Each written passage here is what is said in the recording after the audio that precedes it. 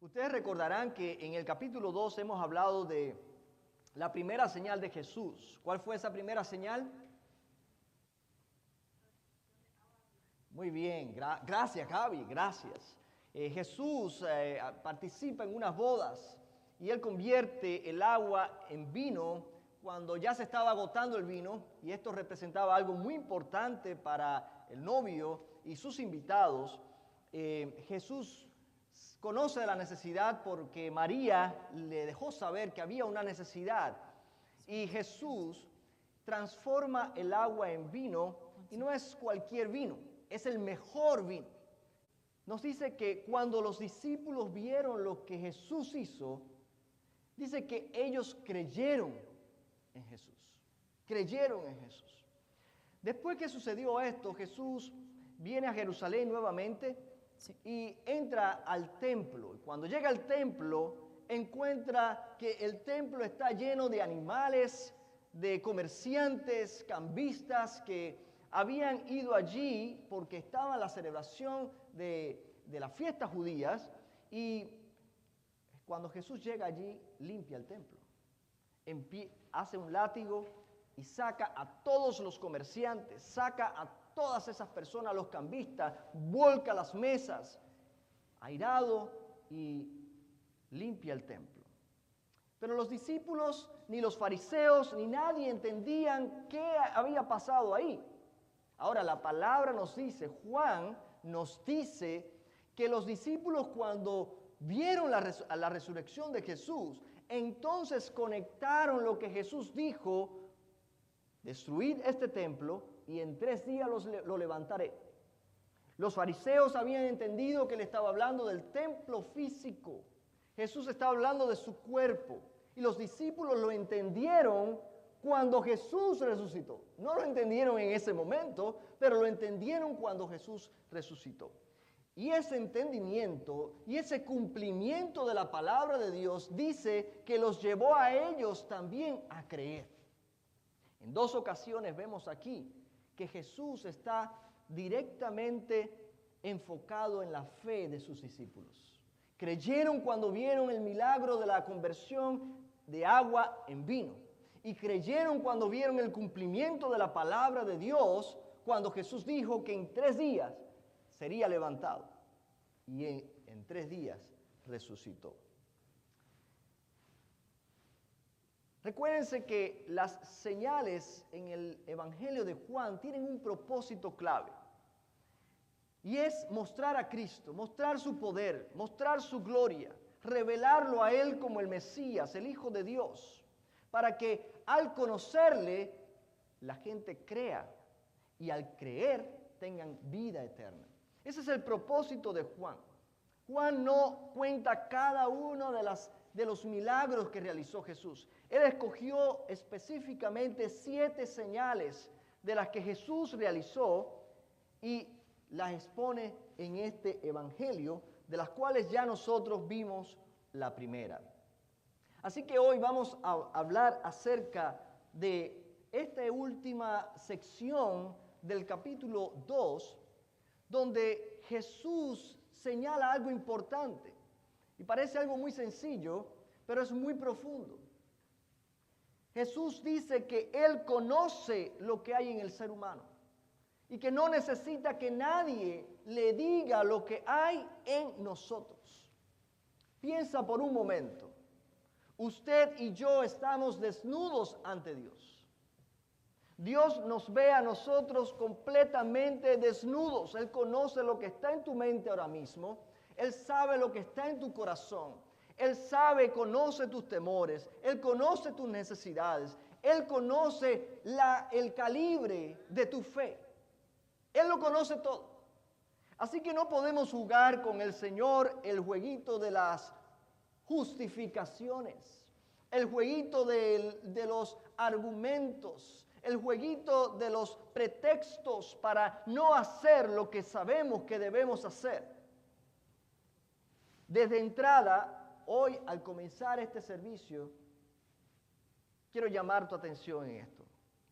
Jesús ya te conoce. Jesús conoce todo. Dice en el capítulo 2 de Juan, versículo 11, y así comienzo esta parte, vemos cómo Jesús manifiesta su gloria. Este principio de señales hizo Jesús en Caná de Galilea y manifestó su gloria, y sus discípulos creyeron en él. Manifestó su gloria y sus discípulos creyeron en él. Es importante ver acá que ese no fue un milagro que él hizo públicamente. Ni siquiera dice que el novio de aquella fiesta se enteró de que había sido Jesús quien convirtió el agua en vino. No se dice ni siquiera que ellos agradecieron a Jesús porque Jesús tenía una motivación importante en esto, y era la fe de sus discípulos, y cumplió sus objetivos. Su objetivo en esa fiesta no era darse a conocer. Él le dijo a la mamá, a María: mujer, ¿qué tienes conmigo? Mi hora no ha llegado. ¿Cuál hora? La hora de salir en público. Pero sí era hora ya de empezar a trabajar en la fe de sus discípulos. Así que él hizo este milagro, los discípulos lo vieron y los discípulos creyeron en él. Jesús realiza su primera señal convirtiendo esa agua en vino en aquella boda, y este milagro no solo muestra su poder, sino que también revela su gloria, llevando a los discípulos a creer en él. El milagro de las bodas de Canaán también revela la autoridad divina de Jesús y su autoridad para transformar lo ordinario en algo extraordinario. Esto fue el principio, pero nosotros que conocemos la historia completa, vemos a Jesús transformando a un simple pescador en un elocuente predicador. Pedro, un hombre tosco, un hombre rudo, que cuando lo escucharon hablar la palabra del Señor decían: este no es el pescador, no es este el pescador. Lo reconocieron que era uno de los discípulos porque hablaba como Jesús. Nosotros también podemos testificar de ese poder transformador de Jesús. Así que Jesús convierte el agua en vino. Pero en Juan 2:22 nos dice: por tanto, cuando resucitó de entre los muertos, sus discípulos se acordaron de que había dicho esto y creyeron la escritura y la palabra que Jesús había dicho. Muchas cosas nosotros no las entendemos en el momento. Muchas cosas cuando las leemos no nos hace sentido. Pero por eso no debes dejar de leer la palabra del Señor. Porque cuando la lees, en algún momento en tu vida, esa palabra va a tomar vida y va a tener sentido. En algún momento va a caer el clic y el aha moment. El momento cuando vas a decir: wow, ¿cómo no lo había visto antes? Ese momento de descubrimiento lo tuvieron los discípulos después de la resurrección. Por eso fue que Jesús dijo: destruir ese templo y en 3 días lo levantaré. Claro, tiene sentido. ¿Cómo no lo vimos antes? ¿Cómo no lo vimos antes? Ellos creyeron. Cuando los discípulos creen la palabra de Dios y pueden ver el cumplimiento de esta, la fe de los discípulos crece más. Cuando tienes fe de ese tamañito tan pequeño, diminuto, para creer simplemente la palabra de Jesús, cuando crees esa palabra y esa palabra se cumple y ves el milagro, y ves el poder, la fidelidad, la gloria de Dios, entonces tu fe viene a ser más grande. Pero tenemos que tener fe. Y la fe no es algo que nosotros podemos comprar en el mercado. La fe no es algo que nosotros podemos producir. La fe es un don de Dios, es un regalo de Dios que obtenemos por gracia. Dios te da fe, ahora es nuestro trabajo alimentar esa fe. Es nuestro trabajo crecer esa fe, desarrollar esa fe. ¿Cómo? Por medio de la palabra del Señor. La fe viene por medio del oír y el oír la palabra de Dios. Es nuestro trabajo servir a Dios, poner esa fe en acción. ¿Cómo? Obedeciendo esa palabra. Cuando obedecemos esa palabra y vemos que resulta, nuestra fe se hace más grande y poderosa. Y podemos entonces creer lo imposible, creer lo que nosotros no pudiéramos hacer con nuestras propias manos. El evento de las bodas y la Pascua judía relata la importancia que tenía para Jesús el ámbito cultural y religioso de su entorno. Jesús no realizó su ministerio ignorando la realidad cultural en la que vivía. Él no vivió ignorando la realidad social del lugar donde estaba ministrando. Él tuvo en cuenta todo esto. Él tuvo compasión de las personas. Él vino a nosotros. Él se hizo hombre se puso en nuestros zapatos y nos hizo entender en nuestro lenguaje el poder del Evangelio. Y eso es lo que nosotros debemos hacer. Mi pregunta para ti hasta ahora, en este momento: los discípulos vieron la gloria de Jesús y creyeron más. ¿Has visto tú la gloria de Dios? ¿Has podido tú ver la gloria de Dios manifestarse en tu vida? ¿Has podido tú ver la mano de Dios moverse en lo sobrenatural? ¿Has visto tú a Dios intervenir en tu necesidad? ¿Has visto a Dios hacer lo que tú y yo no podemos hacer? Eso es importante. Porque si somos hijos del Dios Todopoderoso y nuestro Padre no nos ha mostrado su poder, entonces quizás no le conocemos todavía. Quizás hay una tarea que debemos hacer que todavía no estamos haciendo. No podemos ver el poder de Dios si estamos a la distancia. Tenemos que estar cerca de Jesús para poder ver el poder de Él.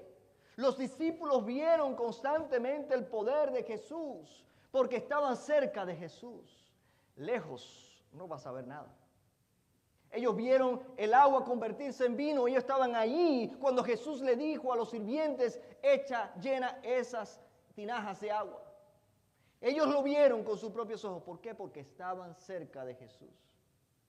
Mientras más cerca de Jesús estemos, más podemos ver su gloria. Y mientras más veamos su gloria, más crece nuestra fe. Ese es el primer principio que vamos a ver hoy. Pero la cosa no se queda acá. Jesús entonces entra en esta sección final del capítulo 2, donde habla acerca de lo que hay en el corazón del hombre que nadie puede saber sino Él solamente. Jesús convirtió el agua en vino. Jesús entró en Jerusalén. La respuesta de los discípulos fue una fe genuina. Los discípulos creyeron al ver el milagro, pero creyeron auténticamente. Creyeron cuando se cumplió la palabra que Jesús dijo que Él resucitaría. Creyeron. Pero ¿qué del resto? ¿Qué de otras personas? ¿Cuál era el calibre de esa fe? ¿Cuál era la naturaleza de esa fe? ¿Por qué creyeron? ¿Porque vieron? En los versículos 23 al 25, les invito a leerlos conmigo. Estando en Jerusalén en la fiesta de la Pascua, muchos creyeron en su nombre, viendo las señales que hacía. Pero, esa palabra, yo la usaba mucho, mi esposa me decía: no use tanto esa palabra porque esa palabra es para contradecir lo anterior. Y es cierto, muchos creyeron, pero, ¿qué quiere decir esto? Que unos creyeron, pero otros no creyeron. Muchos creyeron, pero Jesús mismo no se fiaba de ellos porque conocía a todos. Y no tenía necesidad de que nadie le diese testimonio del hombre, pues Él sabía lo que había en el hombre.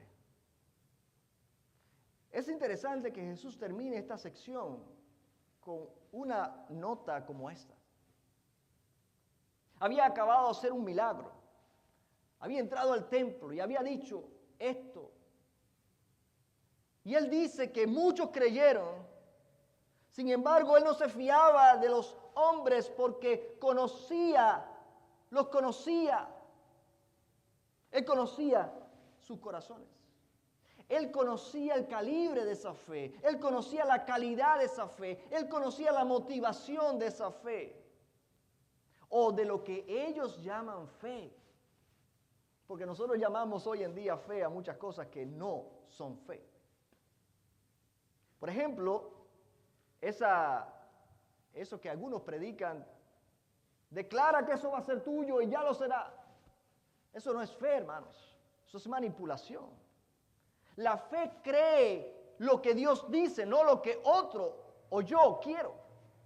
La fe declara la palabra de Dios. La fe cree, descansa en la palabra de Dios, en el plan de Dios. Pero lo que se predica en muchos lugares es, decláralo y va a ser tuyo. Pasa por esa casa, ¿te gustó esa casa? Declara que va a ser tuya y lo va a hacer. Eso es una mentira del diablo. La fe verdadera descansa en lo que ya Dios ha dicho. Y vamos a ver por qué Jesús dice esto.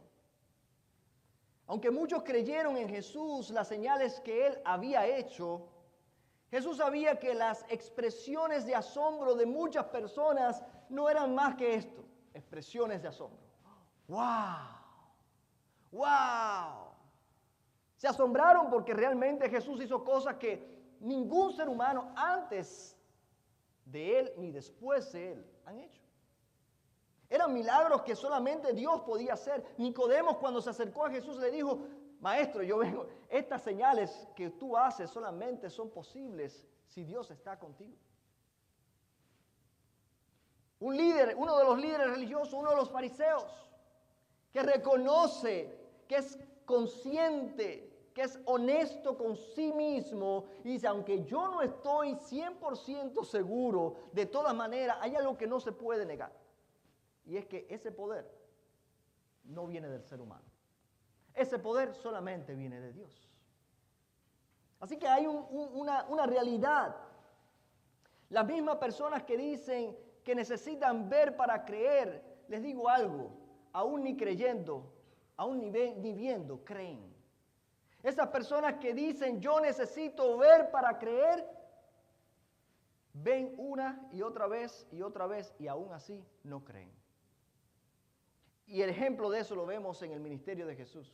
¿Cuántas personas no vieron los milagros que Jesús realizó? ¿Cuántas personas no vieron a Jesús sanar enfermos, sacar fuera demonios, resucitar a un muerto? Y aún así no creyeron. Muchos de los que vieron también gritaron, crucifíquenle. Así que no se trata de ver para creer. No, para nada.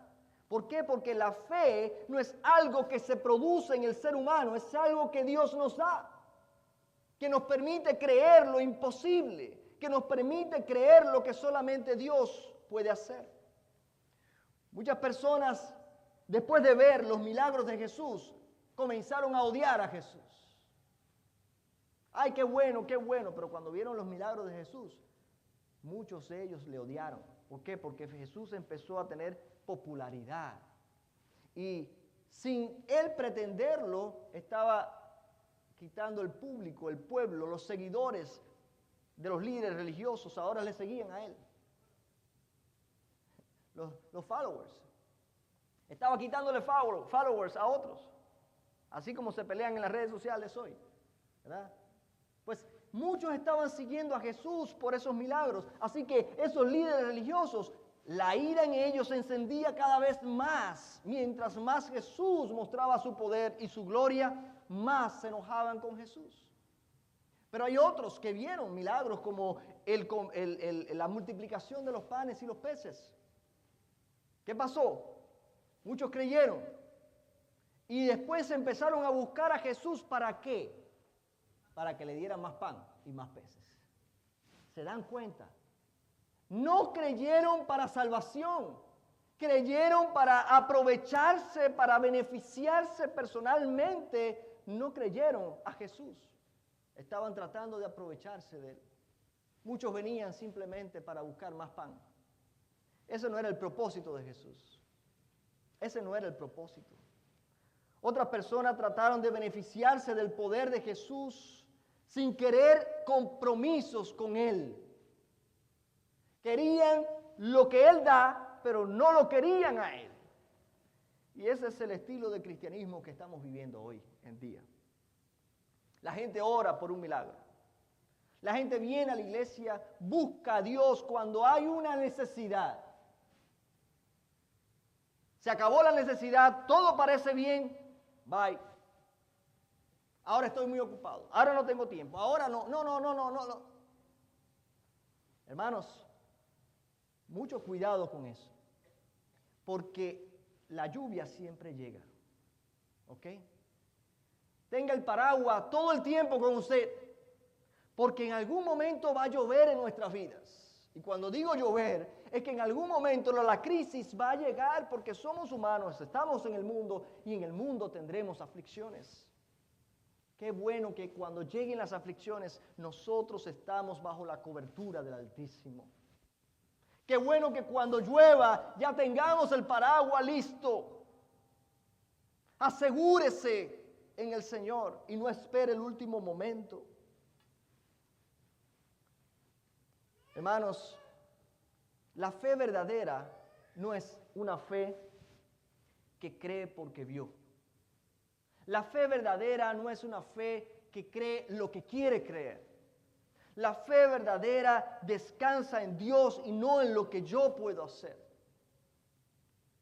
Así que los discípulos creyeron auténticamente. Pero ¿cómo se ve esa fe? ¿Cómo sabemos que los discípulos creyeron auténticamente? ¿Y cómo sabemos que otros no creyeron auténticamente? Que la fe de otros era una fe superficial. Y no estoy diciendo que todos los que no eran del grupo de los 12. Muchos creyeron auténticamente. Pero Jesús dijo, yo no me fío de ellos porque yo conozco lo que hay en sus corazones. Él sabía quién venía por el pan. Él sabía quién venía por el milagro. Él sabía quién venía para beneficiarse de Él, pero que no querían compromisos con Él. Ahora, ¿cómo la sabemos nosotros? ¿Cómo luce esa fe verdadera? ¿Cuál es la naturaleza de esa fe verdadera? Y hay un versículo en la Biblia súper conocido que es el que siempre mencionamos para definir esa fe verdadera. Y está en Hebreos 11:1. Es pues la fe, la certeza de lo que se espera y la convicción de lo que no se ve. Repito, es pues la fe, la certeza de lo que se espera y la convicción de lo que no se ve. Ese concepto de ver para creer no es bíblico, naturalmente. Este versículo destruye por completo ese concepto. Esta certeza y convicción debe llevarnos a una rendición y compromiso total a Dios. Así luce la fe verdadera. Escuchen bien. La fe verdadera, que no es superficial, es una fe que nos mueve a un compromiso y una rendición total a Dios.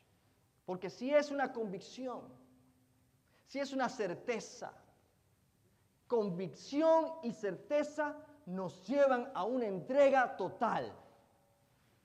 Porque si tienes la convicción de que Dios está en control, tú descansas en Dios. Si tienes la certeza de que Él va a obrar, tú descansas en Dios. Tú te rindes completo a Él. Tú le dices, dime qué quieres que haga, yo lo haré. La verdadera fe toma en serio la palabra de Dios. Jesús dijo que Él resucitaría el tercer día. Y los discípulos tomaron en serio su palabra. Por eso la creyeron al final. Por eso la entendieron al final. Y por eso esa palabra cumplida les llevó a ellos una fe más fuerte, más firme en el Señor.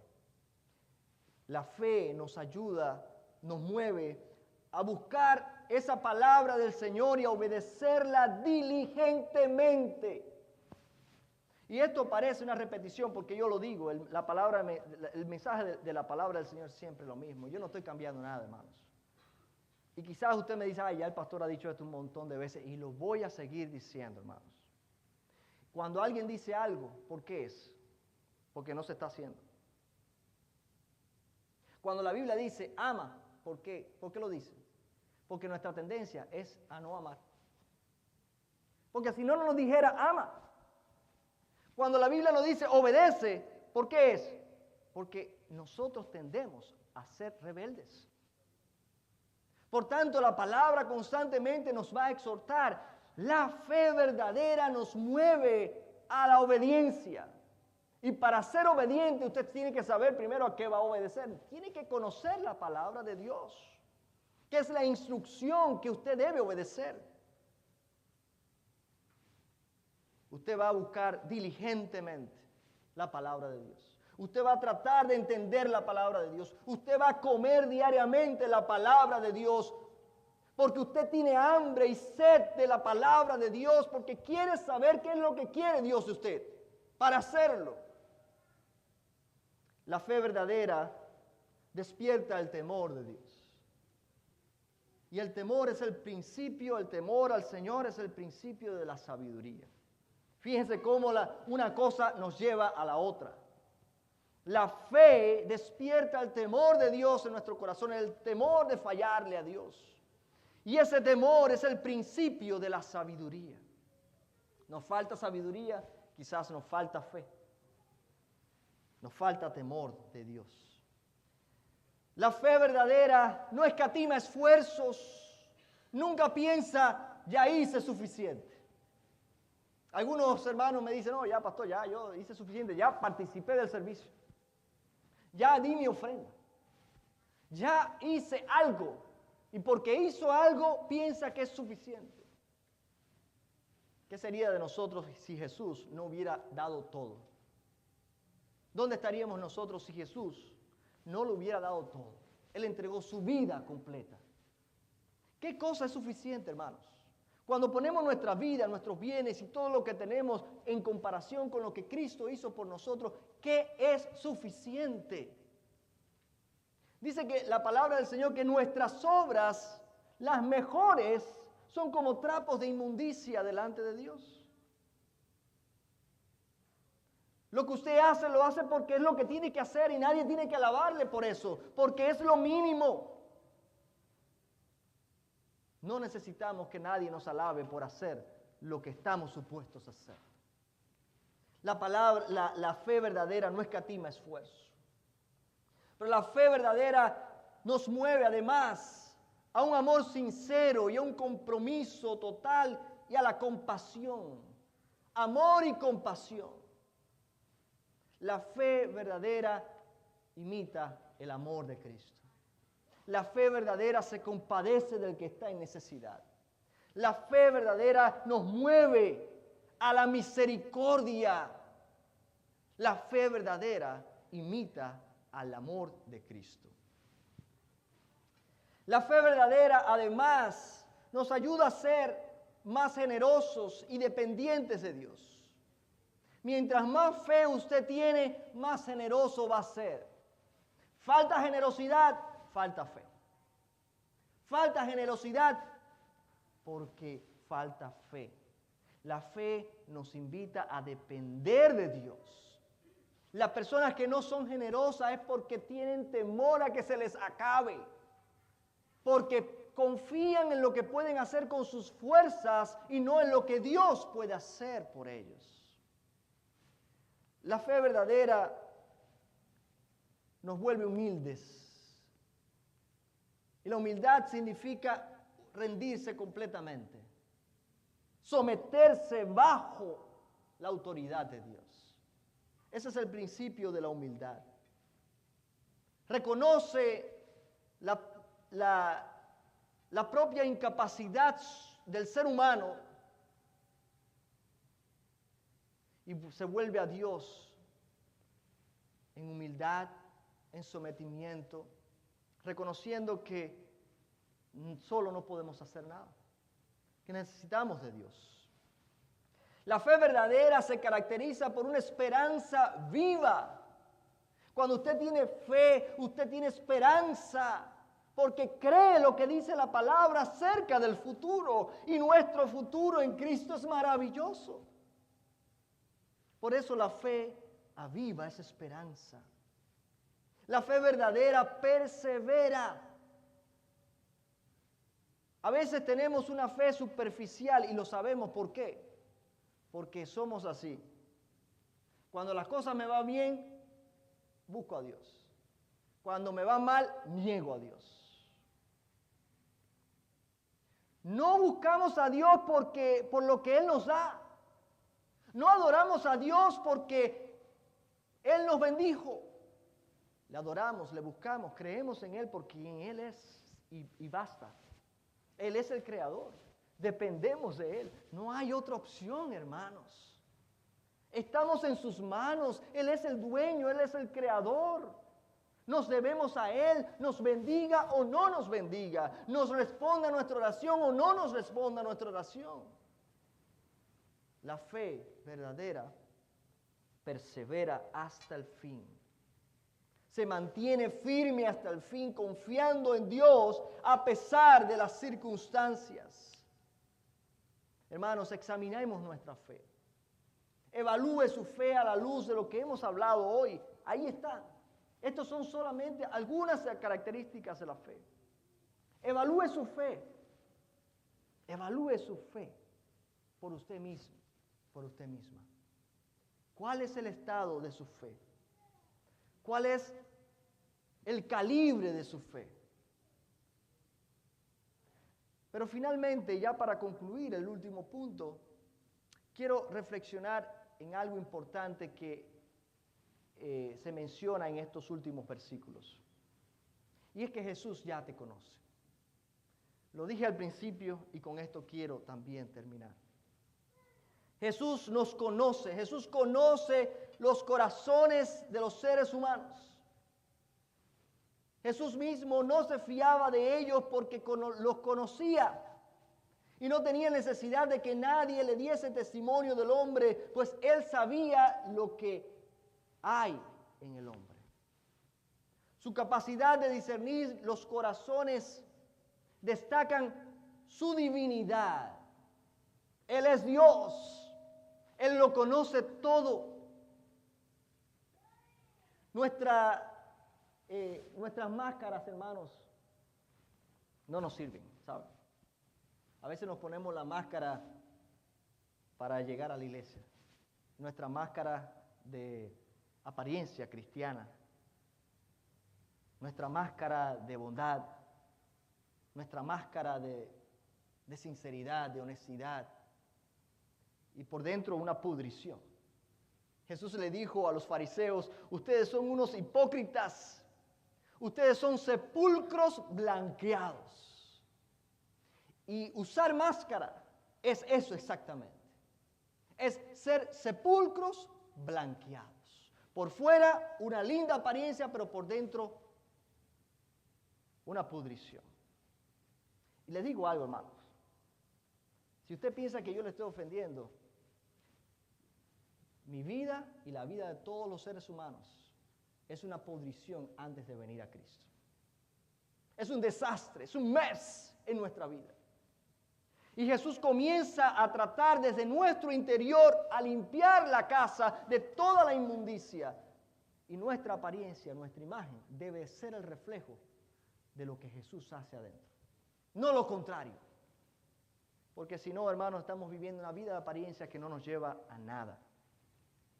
Hoy, si hay algo que te puedes llevar hoy, llévate esto. Jesús te conoce, quítate la máscara delante de Él. Porque mientras más tiempo uses esa máscara, más estás dilatando la bendición de Dios sobre tu vida. Más estás dilatando el tiempo en el cual Jesús quiere llevarte a hacer algo más grande de lo que eres hoy. Nuestras oscuras realidades no le toman a Él de sorpresa. Él conoce lo que somos. Él conoce lo que somos. Él no se va a sorprender cuando le digas, yo dije una mentira. Yo soy esto, yo soy lo otro. Yo lo sé.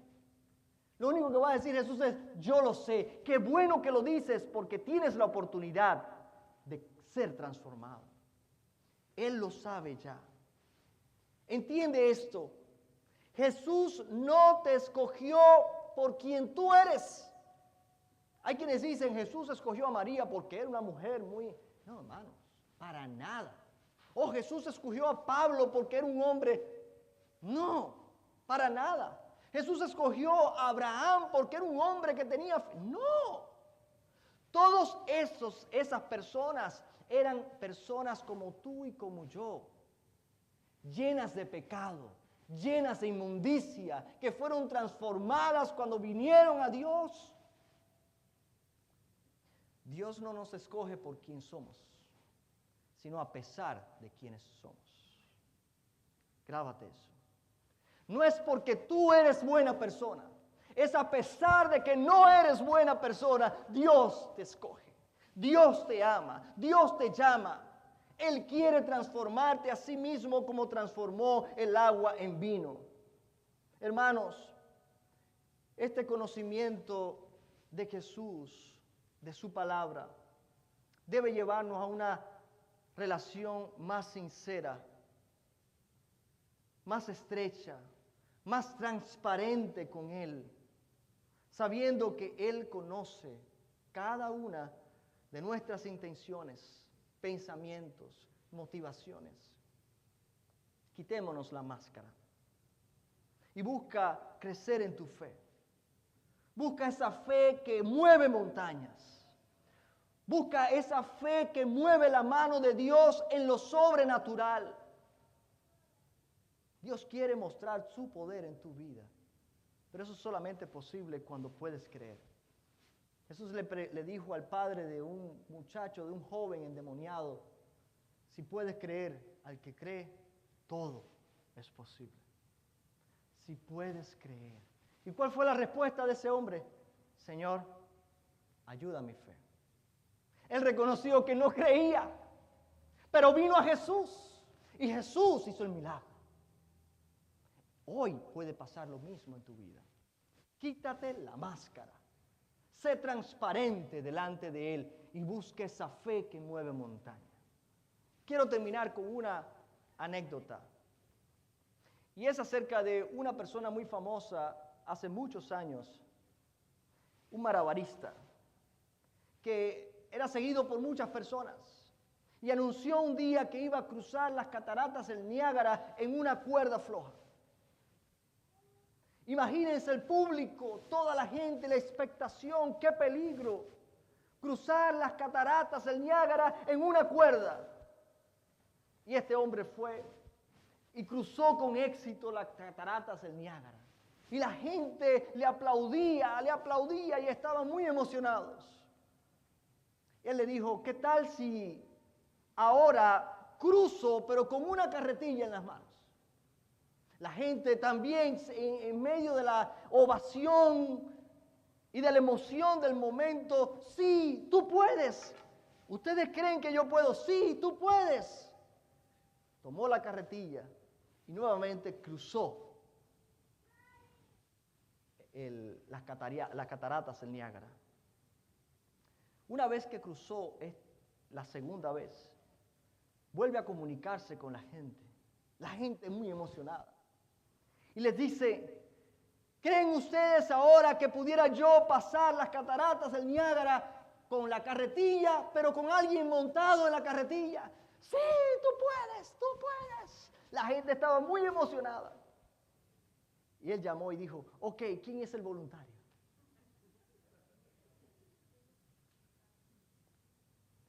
Y hubo un silencio y nadie se ofreció para montarse en esa carretilla.